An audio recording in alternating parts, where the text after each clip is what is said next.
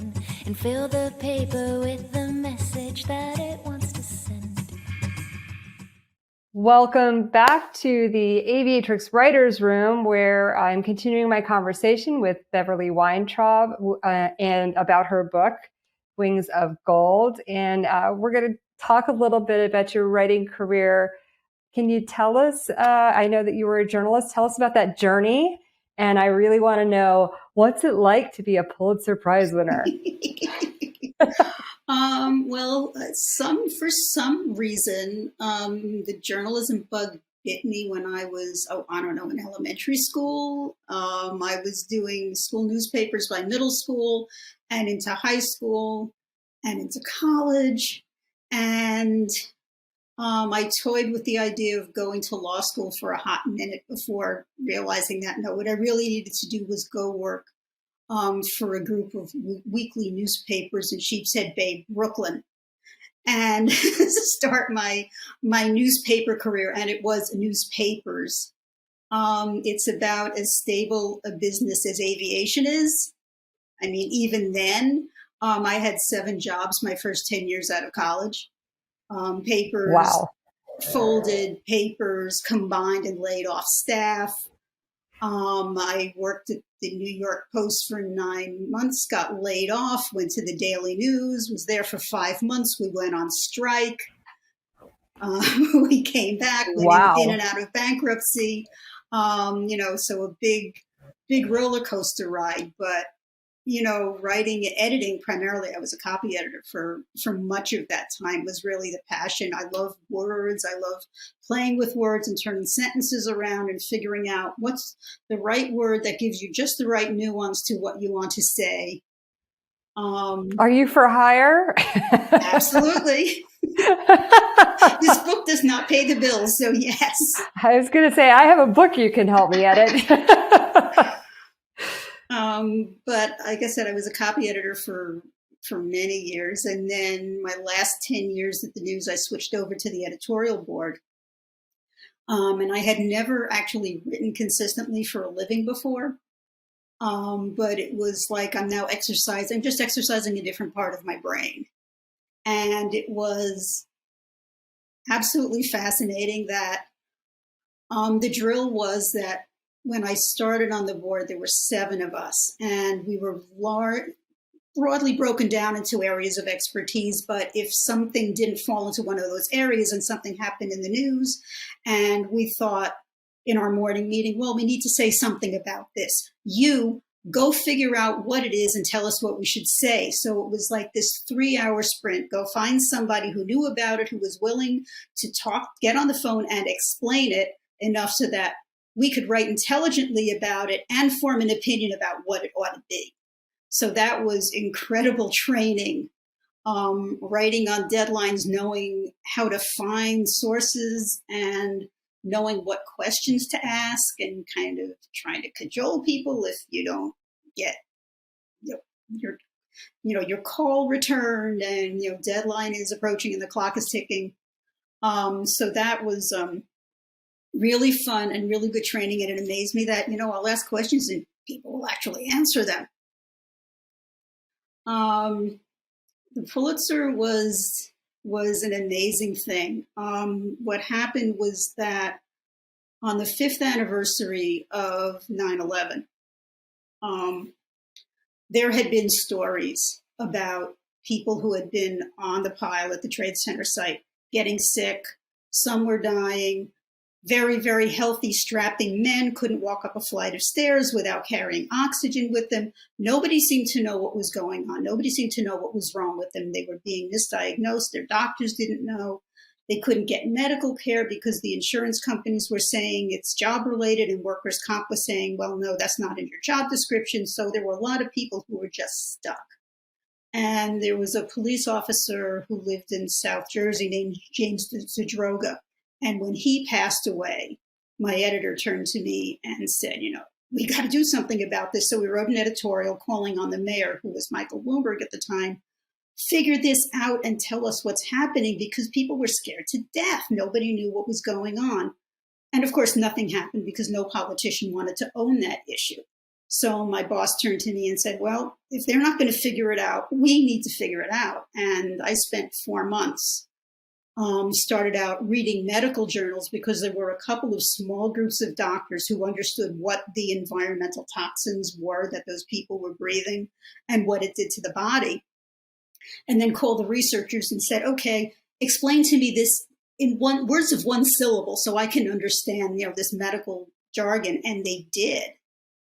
And then explaining what these likely environmental illnesses were. Everybody was worried about asbestos. What it turned out to be was that the pulverized concrete acts like it's alkaline. It acts like lye inside the body. And none of those rescue workers, with one exception, were wearing respirators. So they were breathing it and they were swallowing the stuff. And it was wreaking havoc on their insides. And their doctors were giving them, the wrong medication because nobody thought they had chemical burns, which is what it was.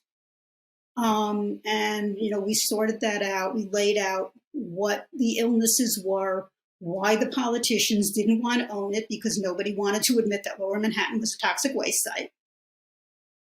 And they didn't want to give them the proper protective gear. It wasn't a good look. And nobody was going to make the firefighters who did have respirators wear them. They weren't going to tell them what to do. So they were unprotected. And then we put out a call. If you were down there, we want to hear your stories. And we had, 400 calls and emails from people construction workers and sanitation workers and cops and firefighters and various types of volunteers. And we ended up, nobody even knew how many people were working down there.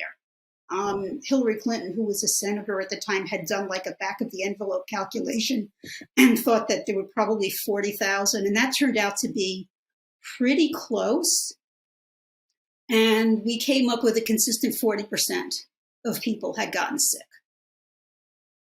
And we knocked a lot of politicians' heads together because, nobody wanted to claim responsibility for it. But, if you're going to ask people to work at a toxic waste site and not give them protective equipment, it's a political decision. I understand it. I don't like it. But then you take care of the people and you don't send them out into the world. There were people from every congressional district in the country came through the Trade Center site. And then they went home and their doctors didn't know what was wrong with them. I started calling around. One of the things I did is FEMA has these urban search and rescue squads, which is, engineers and firefighters and medical personnel and dog handlers, and they cycle through natural and man-made disasters. And there were 13 of them who went through the Trade Center site. So I started calling them, how many of your people are sick? And there was a consistent 40%, except for the squadron out of Columbia, Missouri, because their chief said, you're going to wear your respirators. He didn't care if it was hot. He didn't care if it made it hard to talk. They had the equipment and they were going to use it. And none of them got sick. Oh, wow. What a great control group. So that's, so that was 4 months of my life. And, we didn't advocate for any particular remedy. What Congress ended up doing was, creating a victim compensation fund.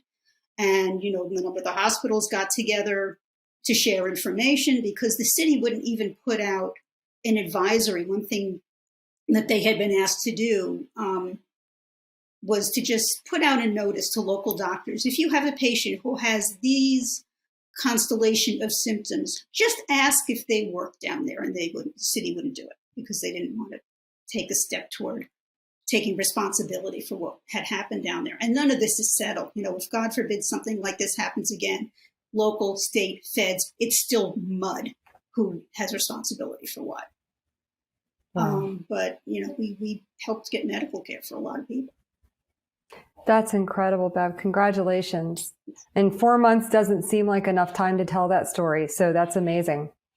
Yeah, it was. We had a reporter working with us. It ended up being me, my editor, and a reporter, which is unusual. And the amount of space that the Daily News gave us, because this was from the editorial board. We were not a news product per se, but we ran in the front of the paper because there was just too much to put on an editorial page. And, we labeled it left, right, and center. This is an editorial. This is the facts, but this is an opinion piece. This is what our view of it. We had a reporter working with us who had covered very early on what had happened to rescue dogs who were down there. And she was largely responsible for vetting everybody who contacted us, because we needed to see their medical records and if they had a lawsuit, their legal documents, and talk to their attorney, and did they have a workers' comp case, and get all the paperwork and documentation in a row. And then, what do your doctors say? What are you taking? How many times have you been misdiagnosed? Wow. Well, I can't imagine then, having done a story like that it was a giant leap to working on a full-length book project like Wings of Gold. But tell me about that, like that transition from writing shorter form work to an entire book.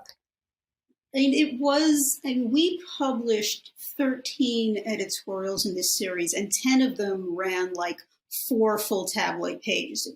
They were very, very long pieces, not book length. I had never written anything of that length before. But if you put all those together, you could probably make a book out of them. Possibly. But I think what it did was sort of give me the confidence to believe that the story would fill up as much space as it needed to fill.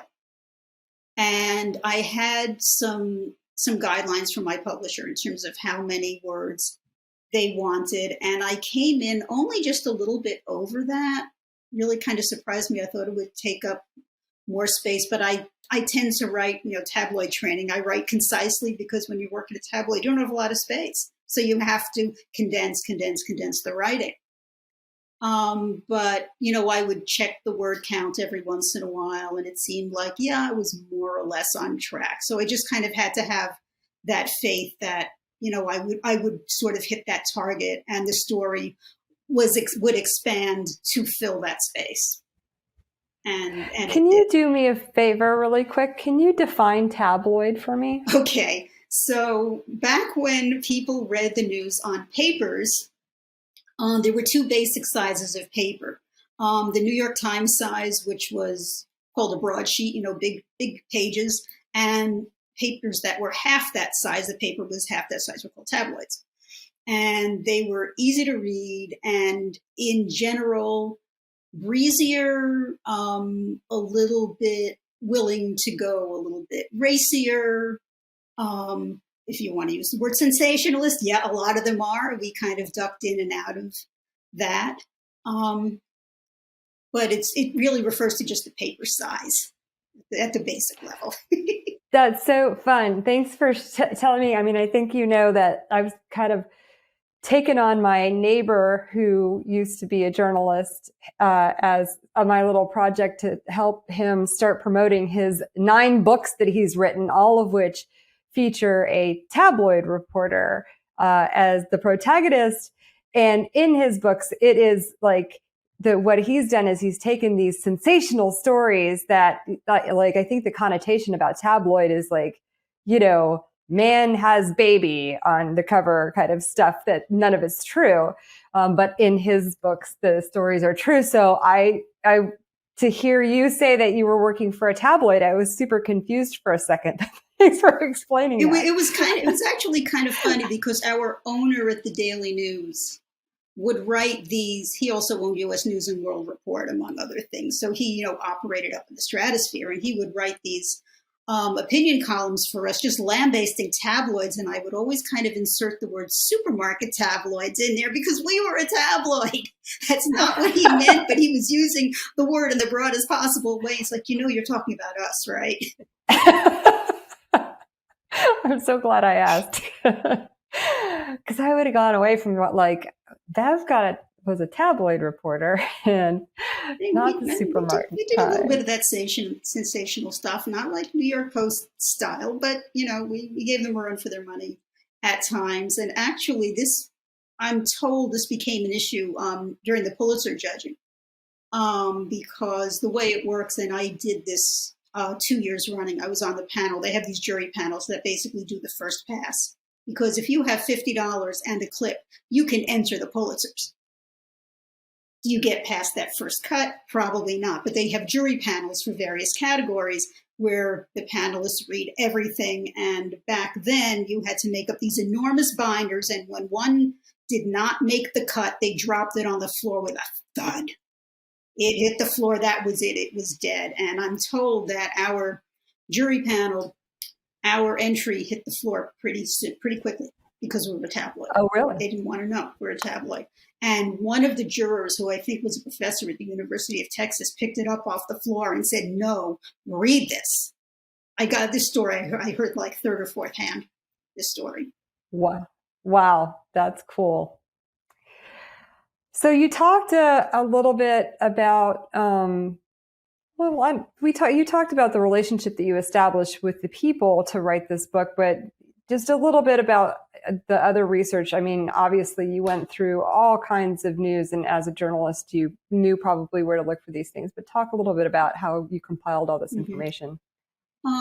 This was relatively easy, and I was very, very glad of that. This is why it only took me a year and a half, start to finish. And the reason was because the 6 women were of such great public interest at the start of their careers, and with every milestone, that there was massive coverage of them at the time. So all these news clips, I mean, I've just got hundreds and hundreds of news stories about them, contemporaneous stories. So my go-to, there is a database called ProQuest, which is a huge, huge resource. Many library systems participate, and if you have a library card, it's free. So search engine can be a little squirrely, so you want to do your search with multiple words and multiple combinations to see what turns up. But that was my basic go-to for getting all the basic outlines of the story out, in the words of the time. So that was my go-to. I discovered that in a number of cases, and mostly in specific cities, there would be just like one paragraph of a story, and that was it. And the reason I discovered is that genealogy companies have bought up a fair number of newspaper archives for various cities. So like San Antonio and San Diego, they're owned by like genealogy.com or ancestry.com, I suppose, because they want the obits. So to get access to those stories, you need to subscribe to the genealogy service, and then you can get in to see those archives and get to see the stories. Huh. So that was how I, was able to do a lot of the research basically from my living room couch. I was also just so happened that, I was just about ready to start traveling when COVID hit. I had tickets to Pensacola to visit the Naval Aviation Museum. Well, that wasn't happening because even if I could have gotten there, they were closed. Oh, wow. So I didn't realize that's when you were trying to do this work. Yeah. Oh my so gosh. The National Archives, the Library of Congress, Texas Women's University, all shut down. But thankfully, each had a skeleton staff of archivists, and they were all so generous in volunteering to do my legwork for me. So I was able to access what they had without having to go there, which I couldn't do. And the archivist at the Naval Aviation Museum, he was funny. He kept sending me emails. "You'll never guess what I found in a box. Look at this. I didn't even know this was here." I love hearing these stories about archivists, and I hope someday that I have the opportunity to be so passionate about a topic that I want to research it in that depth and write about it and get to meet these people, because every time I talk to somebody who has done any work with them at any of these museums, they just seem to be amazing. So that's awesome. So you wrote the book, and then what did the editing process look like between you and the publisher? Minimal. Of course. You've been doing this for a minute. So I had several readers on my own because I needed to walk sort of a tightrope, right? I needed to make it accessible for general interest readers who didn't know anything about the military and didn't know anything about aviation. But I didn't want to dumb it down so much that, military aviators have looked at this and roll their eyes and, how basic and stupid is this? So I had one of the women who was in the second group of female naval aviators, who was really a linchpin of the naval aviator community, named Mary Louise Griffin, who actually made contact for me with most of the women through a query I'd put out on a listserv. And she was the one who said to me, "Oh, I have a whole archive. Come to my house. Come visit me and see it. We'll have a girls' weekend with a retired rear admiral," which was not intimidating in the least. Right. So she was one of my readers. My daughter, who is a killer grammar editor, she'd never let me read anything she wrote when she was in school because mom's a copy editor and she's not going to show it off. Well, she is just as tough an editor as I was, and it's great. She's like, "I'm turning into mom." That's so cool. So she read it for me, and I work for a K-12 education news website now. I'm an editor there, and I have the great privilege of editing a fabulous feature writer who lives in Minneapolis and knows nothing about aviation and nothing about the military, but knows how to structure a story. And she was my third manuscript reader. So among the three, they ended up, helping me craft it. What happened with the publisher was a little bit of a shit show, if I can say that on your air. So the editor who pitched me on writing the book left about a month after I signed the contract. And she said, "But don't worry, I would be assigned another editor, but in the meantime, the editorial director would fill in." And then COVID hit, and they lost two other editors. And I got the manuscript back. I was told it was ready for copy editing 2 months late, and I looked at it and it hadn't been touched. Nobody had read it, nothing.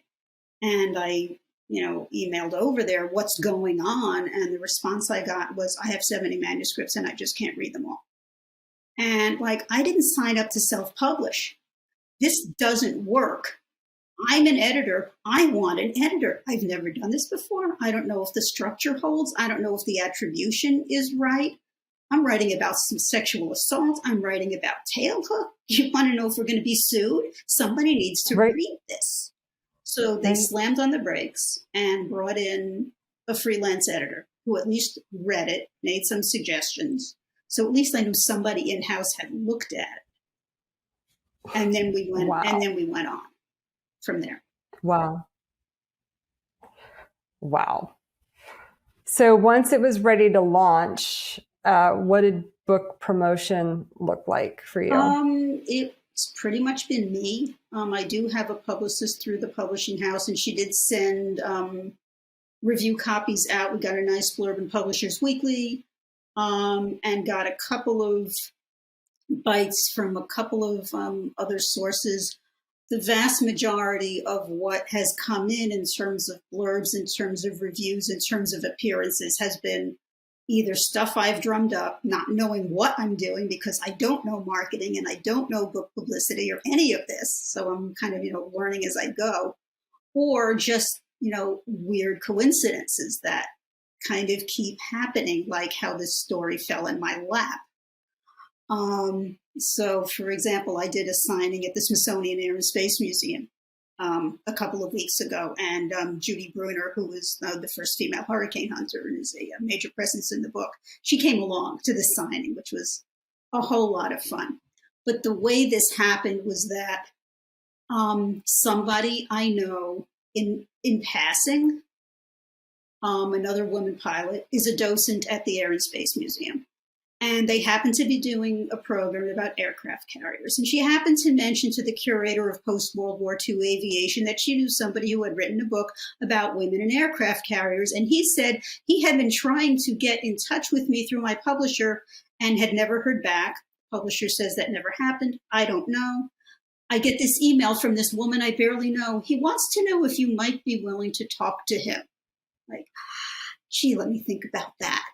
Yeah, exactly. I'm trying to get in touch with an author who has a book coming out next year. I've sent 3 emails to the publisher. I'm like, hey, you will not find a more dedicated audience for this book than this audience. I know, it doesn't come out for a few months, but help me.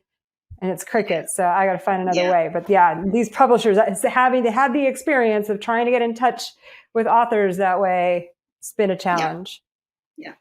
You would think the publisher would want to have somebody promoting the book for them. When they didn't advertise my book for Women's History Month, I fell off my chair. Yeah, no kidding. No kidding. Wow. Yeah, I feel like, every once in a while I hear a great story about a wonderful publisher that helped the author out with great book promotion, but it feels like everybody's out here on our own. So, one thing I have to say about this community and your efforts in particular is that it is so supportive, and it really makes, all this frustration bearable, because you've got people who are a sounding board and people who promote your book and talk it up and make sure it's known. And, that's absolutely invaluable. Well, when I first started cold calling all of you at the beginning of this with these crazy ideas and you had no idea who I was, I sure did appreciate you getting on there. And then, we talked early on about doing that, about cross promotion, because somebody who is interested in your book will potentially be interested in, Becky's book, or in, a million other wonderful sort of historical narrative nonfiction books, or just there's just no reason. It's not a zero-sum game. There's no reason for competition here. It's readers like to read. And if they like to read one thing, they love to read something else like it. That's just how it is. So I think it's great that you guys have embraced that.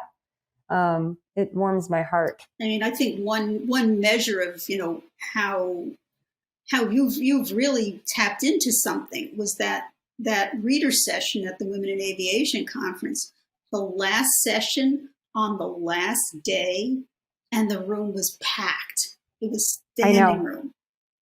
Well, we're going to have it on the first session on the first day. We're going to have we're moving that one up. Yeah. So hopefully that goes well, and we'll generate some excitement over the book. So, well, what advice do you have to either aspiring journalists or to journalists who aspire to be authors? Learn all you can, ask questions, ask more questions, ask stupid questions. Don't be afraid to ask. Do your homework. Know what you're going to be asking about. You don't have to know the details, but you need to have the contours of it, because if somebody's selling you a bill of goods, you need to know. Keep writing. Keep editing, read other writers, good or bad, it's instructive. You're going to learn something. And if it doesn't work, that's fine. You're writing on a screen, you can just delete it all and start over. There's no shame in rewriting and rewriting. I'd be out of job if people didn't have to be rewritten. And even the best writers get writer's block. Put it down, go out for a walk and come back. If you write yourself into a corner, I did that twice in this book. I picked a starting point. I knew where I needed to end up. I knew what points I needed to hit, and halfway through I was like, nope, can't get there. The logic doesn't work. Start over. And if my answer to every time it wasn't working is more research, go back. Research it again. There's a detail you're missing. There's something that's going to make the story sing. You don't have it yet. Don't force it. Yep. Go back and do more research. That's great advice. Well, Bev, thank you so much for your wise words, and thanks for sharing the story about the Pulitzer and how you earned that. That was really fascinating to hear. And just thanks again for being such a wonderful supporter of this group and for your time today. Oh, well, thank you so much for having me. It's been great. To save for later, you cannot trust it to come again. To wait for you to find a pen and fill the paper with the message that it wants to say.